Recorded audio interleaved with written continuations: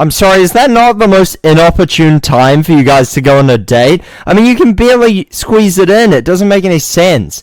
Like, again, I know what they're trying to do is put this scene right before they go to work and right before he tries to make it official. But, like, this just doesn't make any sense. Why not have him flash back to this at work? That would make way more sense. Sure, Ruka.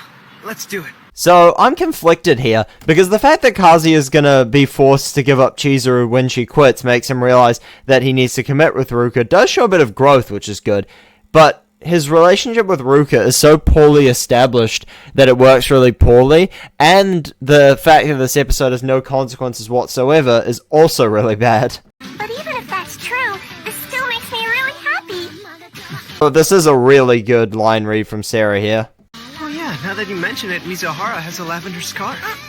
Miyamike quid cogitabas, numoblitus es, quod tibi dixit, se licturum, et ab ea more conaris. AKA, my friend, what were you thinking? Did you forget that she told you that she's gonna quit, and you're trying to move on from her?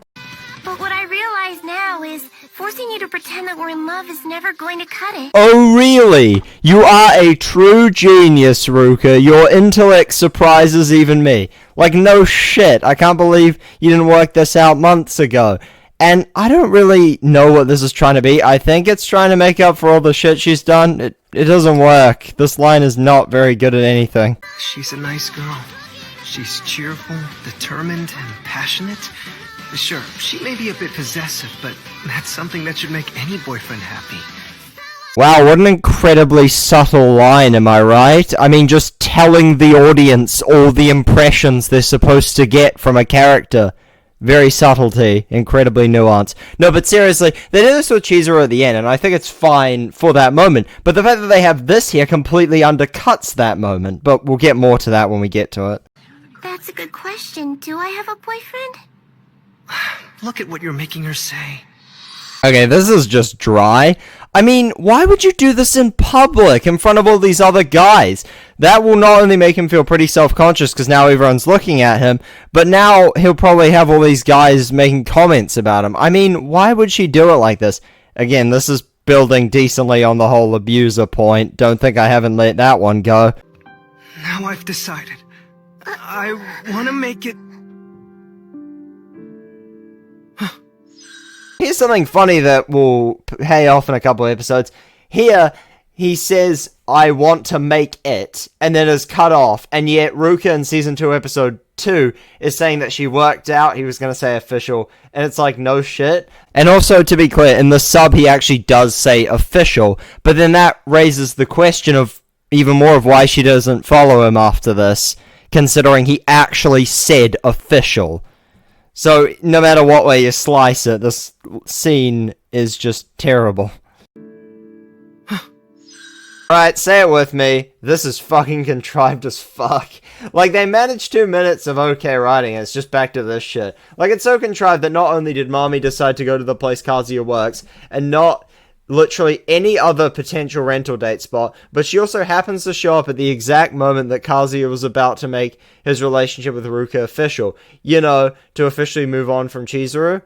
And yes, I know we as the audience think that that didn't matter because this had no consequences, but the fact this episode doesn't have any consequences is not better. So I'll get more into contrivances in the wrap-up, but this show is so against having narrative logic. It just instead loves to have things conveniently happen right when they conveniently need to, in the most conveniently specific way. Like, this isn't how you're supposed to write a believable story, and it really does drive me insane. No need for that. Why not? You really can take all the money you can get, and she's trying to follow all rental procedures, so why the hell not? This is such a bizarre way for Chizuru to act, considering she has shown and directly stated many times that she doesn't want to give out free rental dates. Is that just her thing she does to Kazuya, no one else? Or is this sexism? Like, what is the implication here, writers? I happened to look up rental girlfriends, and I saw your listing. Wait, that doesn't answer anything. Why would you happen to look that up? That's such a weirdly specific thing to just happen to look up. I mean, is she trying to hide that he went with Sumi or something? Does Mommy want to fulfill the promise that she made to him in that episode for some reason? Like, why would she say it like this? Why wouldn't she just tell Chizuru the truth, or something that isn't as obvious a lie as this? Would you mind telling me something? Why did you book this date in the first place? And another problem I've had with this show for ages, why do they always have characters arrive at a location after meeting up, and only when the character is back on do they start talking for real? Like, it just makes everything feel so artificial. And I know all media is artificial, but it really should strive for realism, right? Like, wouldn't this be the first question you'd ask? And therefore the fact that it took this long makes it just seem stupid? Okay, why do they have her do this dramatic walk-up for this singing moment, but then they just have her keep sitting down for the actual rant she goes on? I mean, this seems like a completely tone-deaf way of doing that, because this singing thing doesn't amount to anything, but the line later maybe amounts to something, so I could see this 10 or 15 second walk-up working there, but here, this just comes off like padding, which you really shouldn't need to do in your fucking finale. Mommy must have realized something was off when she saw me with Sumi. Wait, did you rent her? Oh, Kazuya coming to a logical conclusion. That's a rare sight. I mean, he actually goes through potential options and comes to this conclusion by writing off the others. Maybe I was wrong. Maybe the change was permanent. JK, I've watched the show like 11 times already, so I know it isn't. But this does make you think so, huh? Did she figure out that Mizuhara's a rental girlfriend? Okay, this honestly looks like I used the clips in the wrong order, but no, he actually says, did she rent her, and then goes, did she find out she's a rental girlfriend? Well, yes, of course, because the previous statement implies that he already accepted this premise, and then now he's stating, is this premise true? Like, this is a completely nonsensical way of structuring this sentence. I'm sorry, bro, how did you not expect this? Like, I just complimented your logic, but obviously ditching work to sit outside a door is going to attract some attention. You're just lucky you got caught by Ruka and not your boss. Also, here's another question. So, Kazuya pinned Ruka against a wall and was about to tell her something important, and yet mid-sentence he walks out and camps by this door. How did Ruka only now follow him out? You'd think she would have done that right away because, you know, she would have been interested in what he had to say.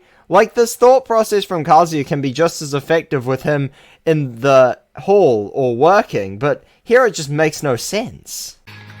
Is someone you know in this room? Wait, she just looked through the window. How did you not see either of them? Why the hell would you have her literally go up to the window and look through it? Obviously she's gonna see them in there, and the fact that this entire scene implies that she didn't is fucking dumb as shit.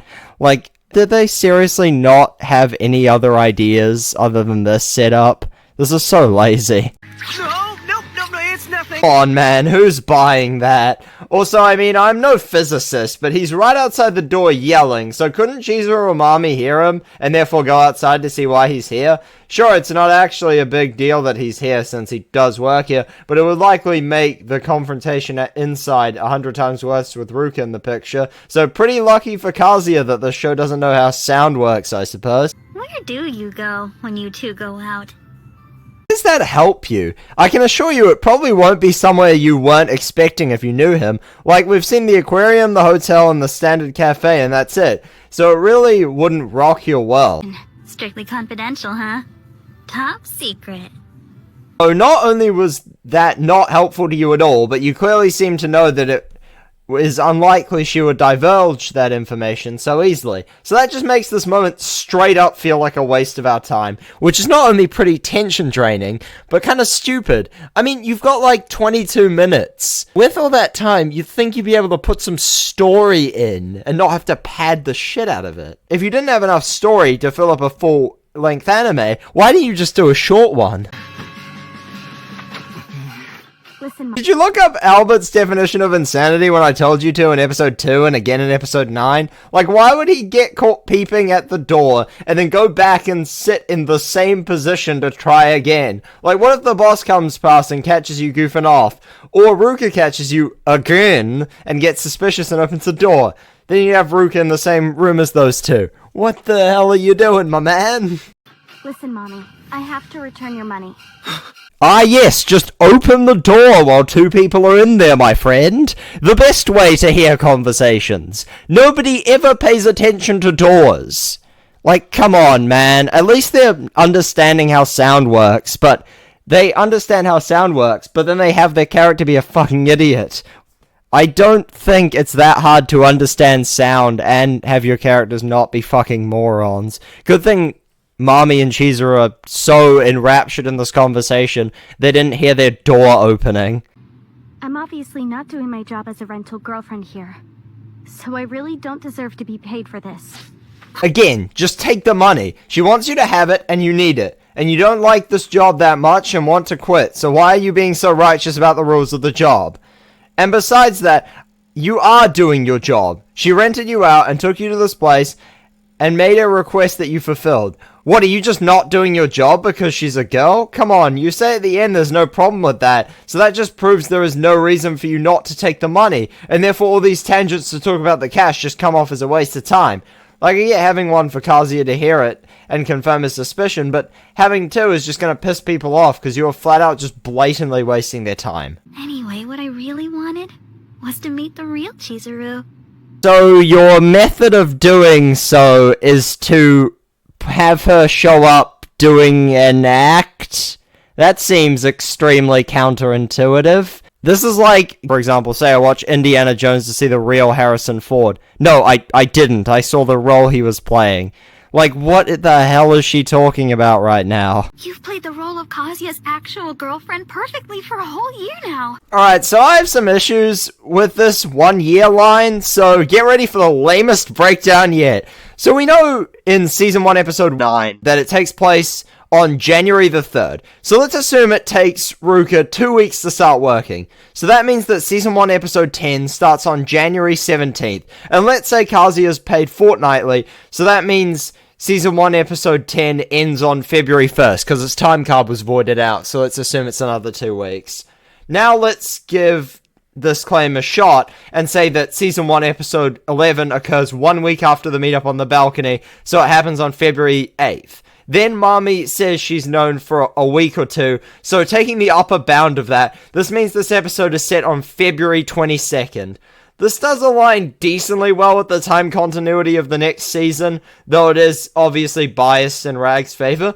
Why did I say all this? Simple, because it makes no sense. Apparently, according to this, the pub was on February 22nd of the previous year, and yet Chizuru and Kazuya never met up until summer, meaning for 3 months they never visited Nagami, and he never rented her for any other reason, which is stupid as hell. But it gets worse, because February doesn't even work with the ages of the characters, since Chizuru is clearly 19 in Episode 1 and turns 20 in Season 2, meaning that Episode 1 has to have been after April 19th, or she would have been 18. But also, it has to have been after June 1st, because not only is Kazuya 20 in Episode 1, but he is shown to be drinking a beer in his flashback to his dating of Mami, meaning that Episode 1 had to have been sometime in July, meaning the pub scene had to have been late July, so this statement could not have been anywhere near close to true, and really shows how little work went into the continuity of this show. And before you say Mami is rounding by more than 3 months is pretty intense, so this continuity is still shit,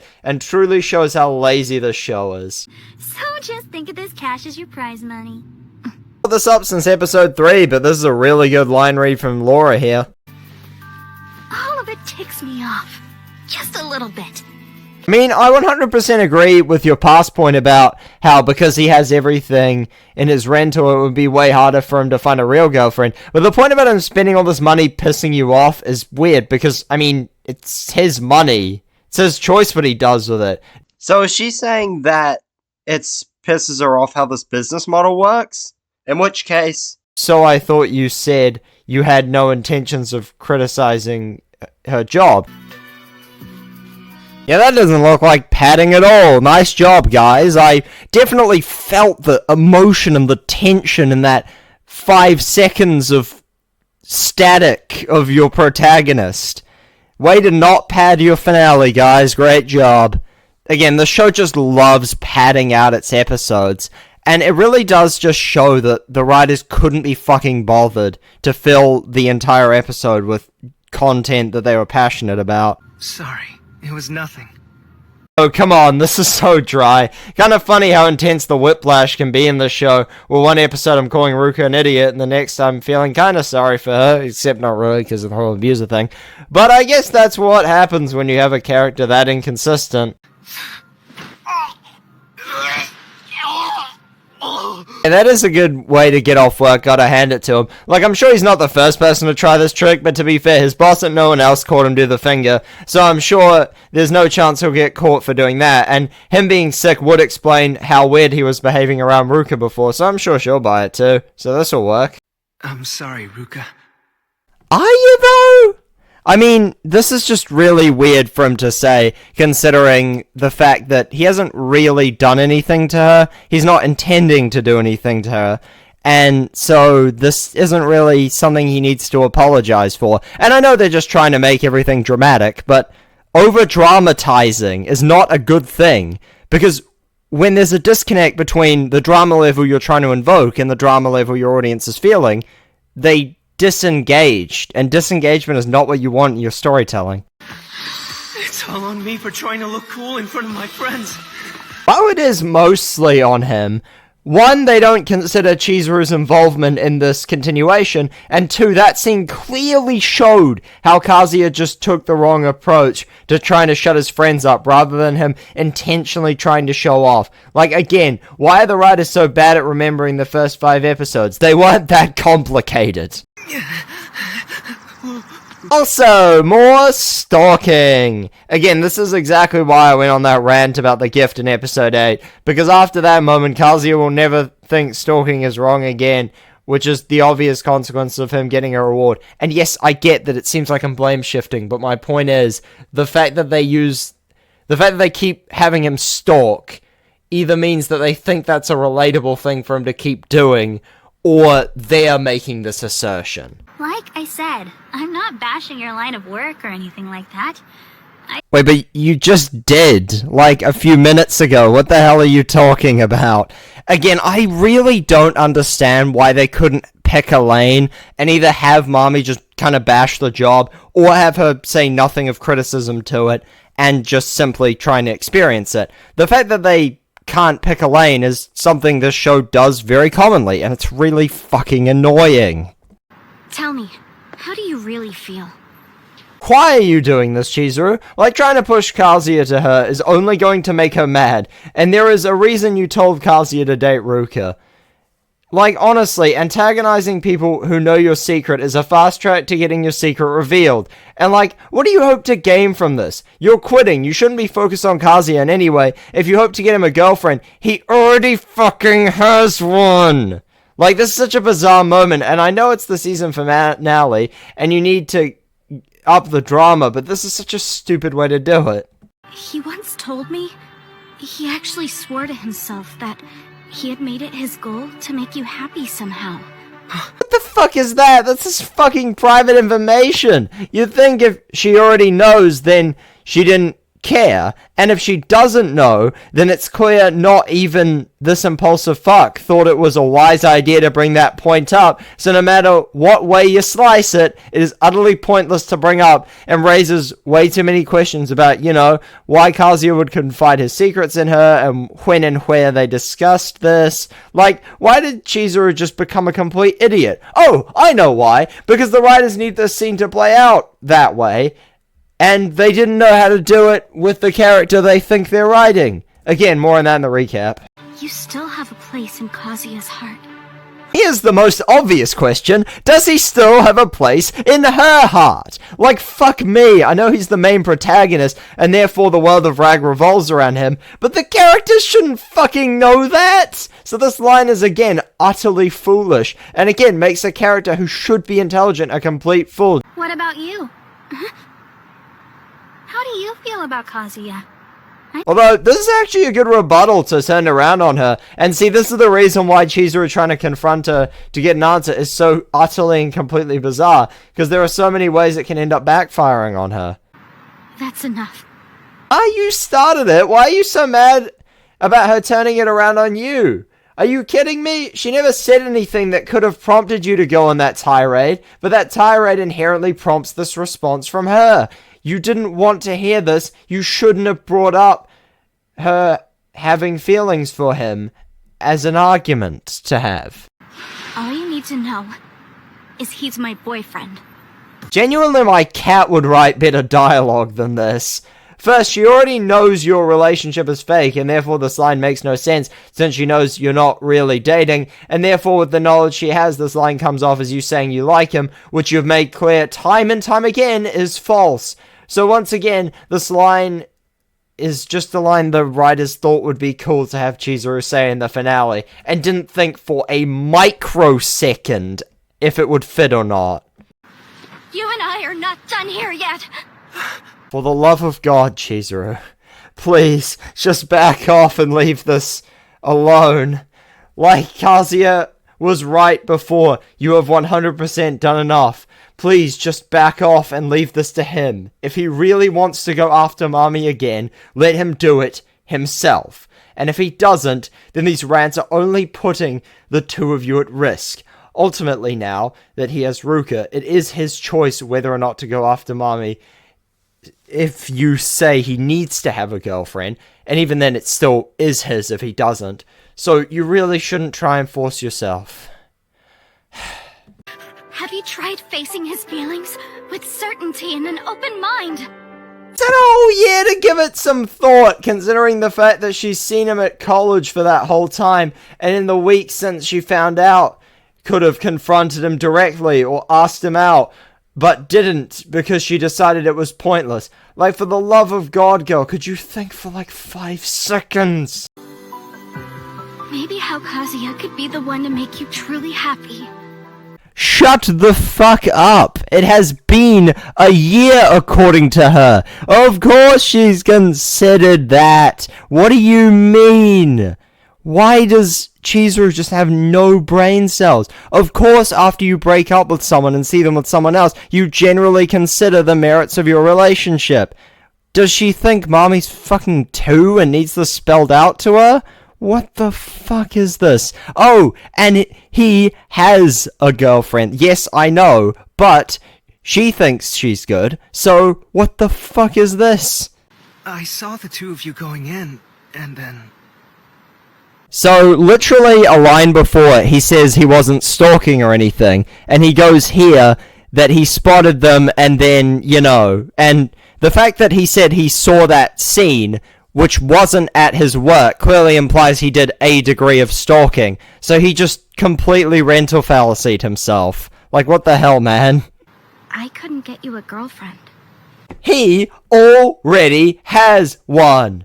Fuck me, this is an excuse for your stupidity, because since he has Ruka, he doesn't need Mami. And yes, we all know Ruka's kinda shit, but she doesn't. She has expressed that Ruka's fine multiple times. So this comes off like, if you're an audience member who doesn't like Ruka, this works, but some of the other sympathetic stuff doesn't. And if you're an audience member who likes Ruka, this is like you're getting insulted for liking her. And so you're just pissing everyone off.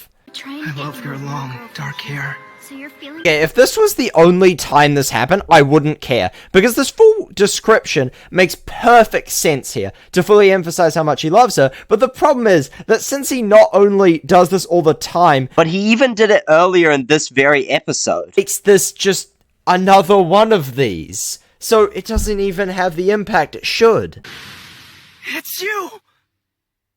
You're the one I want! It pisses me off so much how minute the consequences of this are, because logically, he just spilled his feelings to her. There should be massive consequences, but the problem is that this is the season finale, so this is a moment to wrap up the background focus of the season, and then the next season, they have a new background focus, so this one's just forgotten as a conflict, and then is brought back ages from now in the manga, which just makes this moment so lame to me. Well, as my rental girlfriend, of course. That's all I meant. Oh, fuck you! You cannot include that and just expect that to be something that works and sells that there shouldn't be consequences. She buys that look? Look at how he's animated, how he's talking. She should never believe this excuse. And this is just a way to justify why this has no consequences. And it's shit. But only as a rental girlfriend. Ah yes, screaming and using this orange winged launch in your room when your neighbor shares a wall with you. She'll never hear this, am I right? Like, come on, man.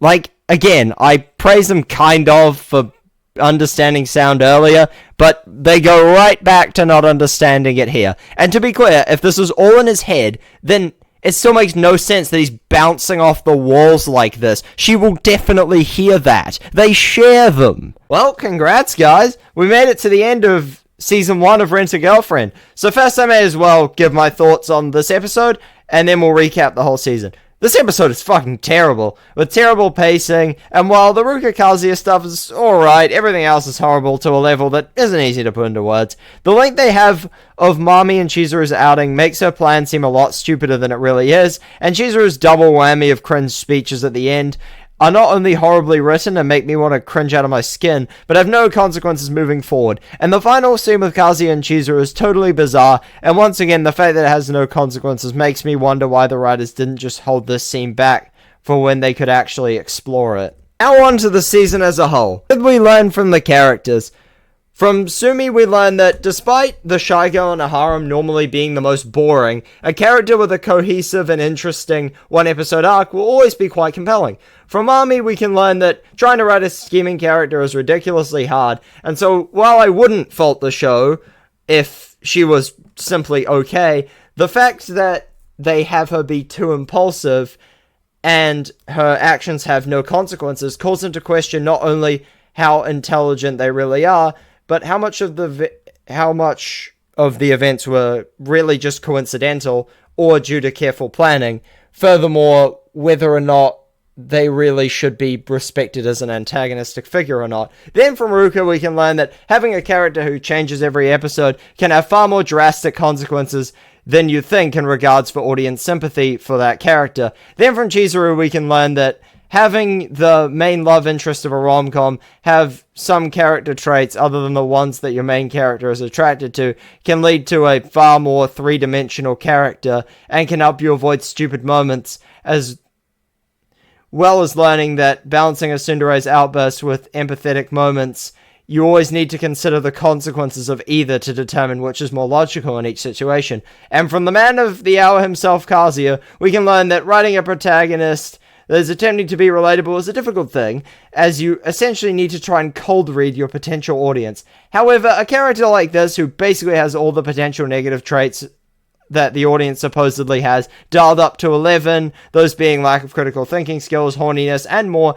leads to him being a really embarrassing and pathetic character to almost the entire audience, except the people who are just like him. Next up, let's discuss the dialogue. This show has some of the worst dialogue I've ever had the displeasure of hearing. From outright war crimes like, "I didn't mean to cause you trouble, but it turns out she's a rental so I had to mess with you," to many other lines that make no sense for the situation the character is in, or just blatantly break continuity, or both. Again, the dialogue more than anything highlights the underlying laziness that plagues this show, because we see this not only with them trying to put standard anime lines in and not bothering to think about whether they make sense in the situations they are placed, but also in the way the characters argue is less reminiscent of how socially adjusted university students would argue, and more like how ridiculously pissed off high schoolers would talk, arguing points that have no merit, the other person not understanding how to rebut obviously stupid points, and more.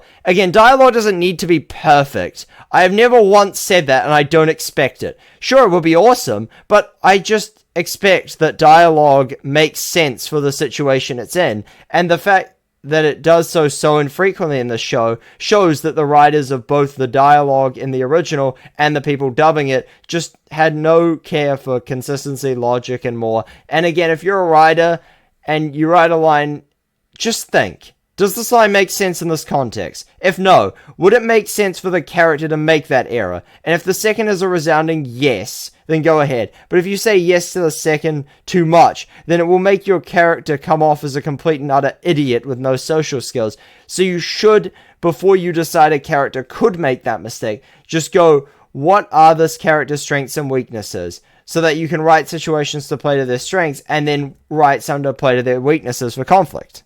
Finally, to go over both illogical decisions and contrivances at the same time, I'll go over a summary of the plot of the show and put up a contrivance counter and an illogical decision counter on screen, and you'll see how quickly it adds up. After he's dumped by his girlfriend, Kazuya finds out about rental girlfriends through an app on his phone. He then proceeds to rent one, where, while he enjoys the experience, when he finds out it's an act, he gives her a 1-star review and rents her again, where he yells at her, leading to her dragging him away to yell at him when he gets the text in the middle of the argument, and has to go to the hospital, where Chizuru follows him. At that point, he introduces Chizuru to his family as his girlfriend. They try to run away and end up hiding under a blanket in one of the hospital rooms, and after they're under there for a second, he gets too close and she kicks him out and screams at him that they'd never date for real. But they find out that Chizuru and Kazuya's grandmother are really close friends, so if Kazuya's grandmother finds out Chizuru is a rental, she'll tell Chizuru's grandmother. And after they leave the hospital, he gives her a speech where he describes his life as a child, in which she gets mad at him for. Then Kazuya runs into Chizuru at school in her university disguise, so she takes him into a room and yells at him to keep it a secret. Then they find out that they're actually next door neighbors as well, so they can't avoid each other even at home. So Chizuru yells at him to never see her again or rent her again. Then Kazuya's grandmother comes over and Kazuya's too scared to tell her the truth, so he tries to tell Chizuru to keep pretending, but she refuses both times. So he decides to tell his grandmother the breakup story, but Chizuru ends up coming over. Then Kazuya and Chizuru agree to meet on Wednesdays for 1 hour, but one day Kazuya's friends happen to run into him, with Chizuru leading to him telling them she's his girlfriend. So then they invite him to a restaurant that Mami happens to be at, leading to an argument between Chizuru and Mami, where Kazuya stands up for Mami, later leading to her inviting him to her place. However, when she reveals they can't go, Kazuya suggests they go to his place at the vending machine, which leads to him getting shut down. Then Kazuya, after standing up to Mami, apologizes to Chizuru, but she says that how he treats her on their rental dates is up to him. Then Kazuya goes on the beach holiday with his friends to the same beach Chizuru and her friends happen to be at. Kazuya has a chat with Mami on the beach that is interrupted by Chizuru and her friends happening to come over, where no one puts together that Ichinose is Chizuru, his girlfriend. Then when Kazuya is shopping for food for his friends, he happens to run into Chizuru again, where he drags her into the bathroom to have a talk. However, his friends come over, so Chizuru changes out of her Ichinose outfit to avoid getting caught. Then Chizuru joins Kazuya's friends at the beach, where Mami and Kazuya kiss in the ocean. So Kazuya tells his friends later that he and Chizuru broke up, leading to Kibe fighting him. Then, when Kazuya is walking, he spots Kibe talking to Chizuru, where he tells her a story about Kazuya to try and get her to stick with him. Then she agrees to go on the ferry, where she falls off, leading to Kazuya saving her from drowning and Kazuya being saved by her on the beach. Then, after a trip to the hospital, Kibe tells Kazuya that he's making things too complex and that he obviously likes Chizuru. Then Kazuya's family take a trip to the hot springs, which Chizuru's family were also at, leading to Kazuya and Chizuru being placed in the same room. And while they try and get out of it, they ultimately fail, and while Chizuru also tries to do the fake breakup, it ultimately ends up failing, and the two sleep together and agree to keep this rental relationship going a bit longer, leading to Kazuya reintroducing her to his friends as his girlfriend, and so she sets new boundaries at a cafe. Then Kuri arranges a double date with Kazuya when they get back and introduces him to Ruka, who finds out that Chizuru and Kazuya are a rental couple, leading to Kazuya doing whatever he can to keep her quiet, which leads to her revealing to him that she's also a rental. Then after he tells Chizuru the news, Ruka goes to his college at the same time he was meant to meet up with Kuri, leading to her thanking Kuri for renting her in front of Kazuya, making him think his secret was revealed. Then Ruka goes to Kazuya's house and blackmails him into being her boyfriend, which Chizuru tells him to accept after she ends up crying. Then, after dating Ruka for a while, Kazuya decides to take a break from her and runs into Chizuru on a date with a guy he thinks is her boyfriend, so he stalks them all day. And then when he thinks Umi is taking advantage of her, he jumps in to confront him, leading to him finding out he misinterpreted everything he heard. Then he's given a phone case by Chizuru after a short reprimand. Then Ruka catches Kazuya and Chizuru on a rental date, so she takes him to a love hotel and sees the message from his grandmother on his phone after their argument, leading to her going to one of their meetups, with Kazuya's family, where Kazuya convinces his family Ruka is a pathological liar and she doesn't tell his family about the rental girlfriend thing. Then Ruka gets employed at Kazuya's work and his friends come to tell him about Kuri's situation, where he tries to ask Ruka to help, but she refuses. So he gets Chizuru to help by going on a date with Kuri.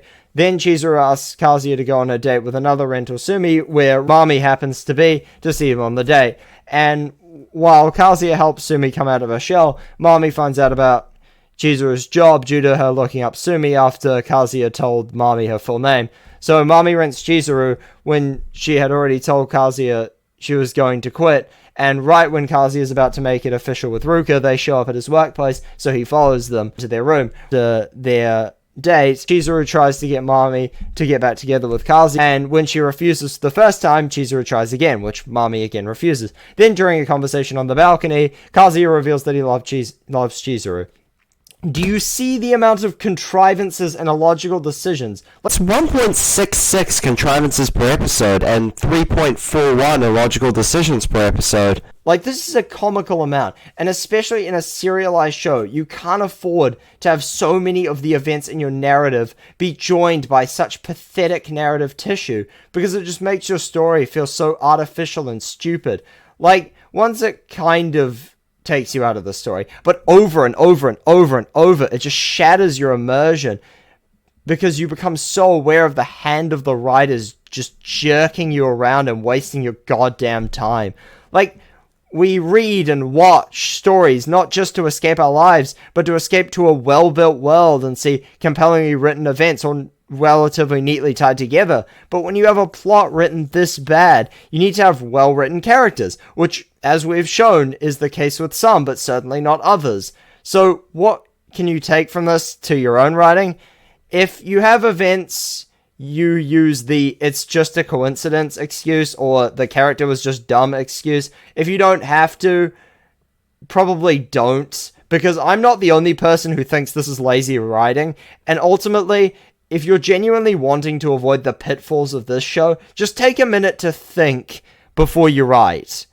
It will massively improve your craft. Or if you want a summation of my thoughts on Rag Season 1... It is easily one of the most horrible seasons of television I've had to watch, and honestly, it is a miracle that this show got another season after this. There is so much contrivance, bad character writing, and even more that we've gone into in immense detail in the series, so I won't rehash it here. While I think episodes 4, 10, and 11 are mostly good, none of the other episodes come anywhere near close. That being said, if you're a really big fan of really generic harem anime, then I would recommend this to you if you're interested. But if you want a harem anime that pushes your boundaries of what the genre is capable of, or if you're just not that into the genre and are thinking of something to get into it, I would say just don't watch this. It's not worth your time. There's plenty of others that are of higher quality that would be a much better use of your time.